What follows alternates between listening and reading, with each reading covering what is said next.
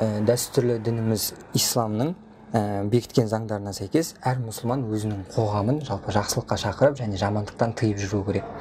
Осы орайда көптеген жалпы сондай жақсылыққа шақырып жатса, жамандықтан тыйып жатса мұсылман қауым, соған қоғам жаңағыдай үркей қарап, бұның істеп жатқан дұрыс емес, ол өзінің пікірін бізге тықпалағысы келеді деген сияқты сондай түсініспеушіліктер туындап жатады. Бұл енді соны зайырлыққа қарама қайшы іс-әрекет деп сол ислам дінін ұстанатын азаматтар сондай өздерінің бір лаждарын білдіріп жатады. Осы турасында не дейсіз?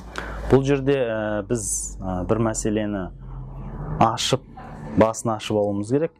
Кейбір біздің жастарымыз шектен тыс кетіп, мен мұсылман болдым ба, барлығы мұсылман болу керек. Мен құлшылық жасадым ба, барлығы құлшылық жасау керек деген секілді түсінік қалыптасып қалған. Мен намаз оқыдым ба, барлығы бірдей намазға келу керек деген секілді не қояды? Барлығына сондай ультиматум шарт қояды. Бұл дегеніміз дұрыс емес. Әркім дін әрбір адамның жаратушымен арасындағы байланыс. Оған ешкімнің қол соғуға құқығы жоқ. Біз айтамыз, Қазақстанда діни сенім бостандығы. Әркімнің жеке мәселесі ол.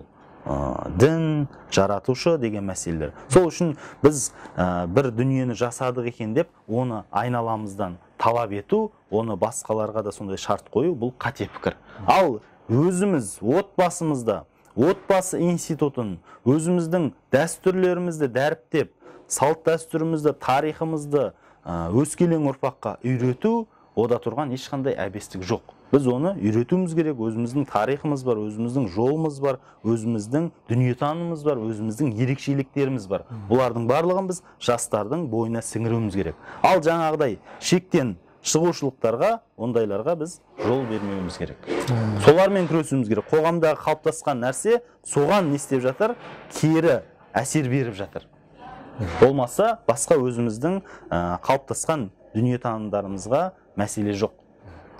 Көп рахмет. Жалпы сіздің пікіріңізден түйгеніміз осы мәселе турасында жалпы өзіміздің дәстүрлі дінімізді үйренуде, оны басқа үйретуде ешқандай мәселе жоқ. Жоқ, мәселе жоқ. Бұл жерде зайырлыққа қарама-қайшы келетін мәселе жоқ бұл жерде. Тек бұл жерде жалпы сол дінге шақырушы, жаңағыдай азаматтардың тұрғысы. Шектен шығуы, шектен тым шығып, жаңағыдай басқаларға шарт қоя бастауы мәселесі бұл жерде туындап отырған біздің қоғамда. Біздің қоғамда мәселе осы дейсіз ғой. Көп рахмет жауаптарыңызға.